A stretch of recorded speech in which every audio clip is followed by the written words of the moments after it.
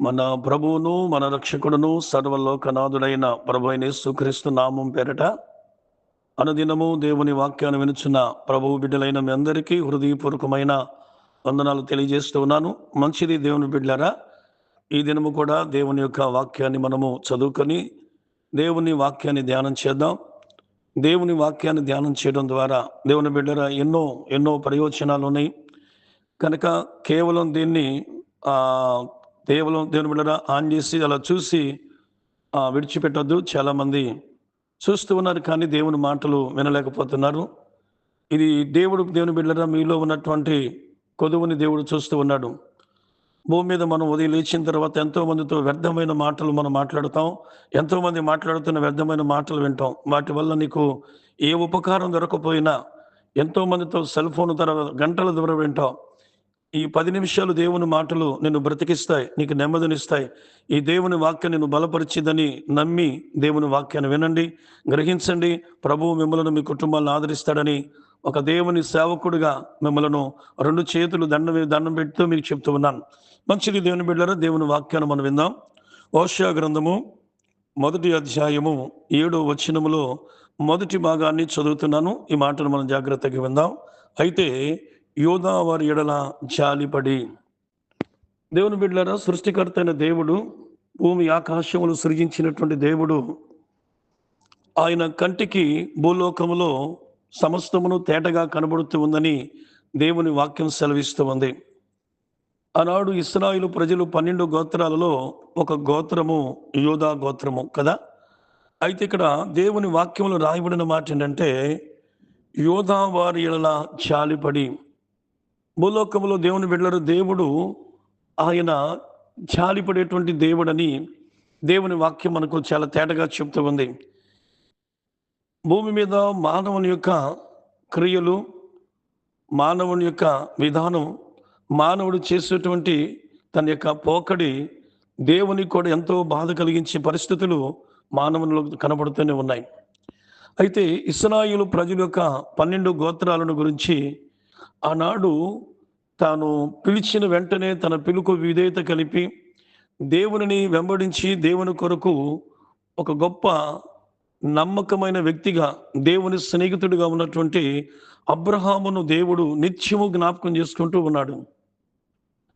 కారణం ఏంటంటే, అబ్రహాముతో దేవుడు పిలిచిన వెంటనే వెళ్ళమన్న స్థలానికి ఎలాగైతే అబ్రహాము వచ్చి అబ్రహాము దేవుని యొక్క ఆలోచనను తను ఎప్పుడైతే అంగీకరించి వెళ్ళాడో, ఆనాడు అబ్రహాముకు దేవుడు చేసిన ఒక గొప్ప ప్రమాణము, వాగ్దానము, నిన్ను నీ సంతానాన్ని విడిచిపెట్టను, వారిని గొప్పవారిగా చేస్తాను, ఇస్కరేణు వాళ్ళు చేస్తాను అని అబ్రహాముకు సంతానము లేని సమయంలో బాధపడుతూ ఉన్నప్పుడు అబ్రహామును తన ఇంటిలోంచి, తన గుడారములోంచి బయటికి వచ్చి ఆకాశములను నక్షత్రాలను చూపించి వాటిని లెక్కబెట్టు, అలా ఉంటారు నీ సంతానమని వాగ్దానం చేసిన దేవుడు అబ్రహాముకు సంతానాన్ని మరిచిపోయేవాడు కాదు, విడిచిపెట్టేవాడు కాదు. ఇక్కడ గమనించండి దేవుని బిడ్డలారా, యోధా వారి ఎడల జాలిపడి అంటే, ఈ యోధా వారు దేవుని బిడ్డలారా, యూదా అనగానే స్తుతి. యూదా గోత్రము 12 గోత్రములలో ఒక ప్రత్యేకమైన గోత్రము. ఈ గోత్రానికి దేవుని ఒక విశిష్టత ఉంది.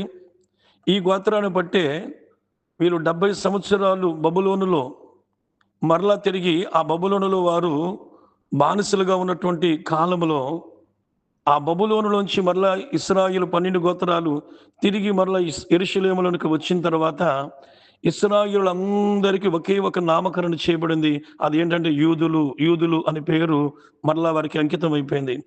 అంతకుముందు 12 గోత్రాలకి ఒక్కొక్క గోత్రానికి ఒక్కొక్క దేవుని బిడ్డల వంశానికి ఉన్నట్లుగా మనం చూస్తాం. కానీ బబులోను నుంచి బయటకు వచ్చిన తర్వాత ఈ ఇశ్రాయేలులందరికీ 12 గోత్రాలకి యోధా అనేటువంటి నామకరణ వారికి చేయబడింది. అంటే ఇప్పుడు యోధా అనగానే ఇప్పుడు 12 గోత్రాలకు చెందినటువంటి వారిగా యెరూషలేములో దేవుని చరిత్ర వారికి ఉంది. అయితే 12 గోత్రాల ప్రత్యేకమైన గోత్రము యోధా గోత్రము. ఆ యోధా గోత్రములో దేవుని బిడ్డలైన దావీదు వంశముల నుండే లోకరక్షకుడైన యేసుక్రీస్తు ప్రభువారు వచ్చారని చరిత్ర మనందరికీ తెలుసు కదా. అయితే ఇప్పుడు యోధా వారి మీద జాలి పడడానికి గల కారణం ఏంటి అంటే, కొన్నిసార్లు వారు దేవుని మీద తిరుగుబాటు చేసిన, వారు దేవునికి వ్యతిరేకంగా అడుగులు వేసినా, కొన్నిసార్లు దేవుని చిత్తాన్ని నెరవేర్చకపోయినా దేవుడు వారి మీద జాలిపడుతూ ఉన్నాడట, జాలిపడుతూ ఉన్నాడు. దేవుని బిడ్డలారా జాగ్రత్త గమనించండి.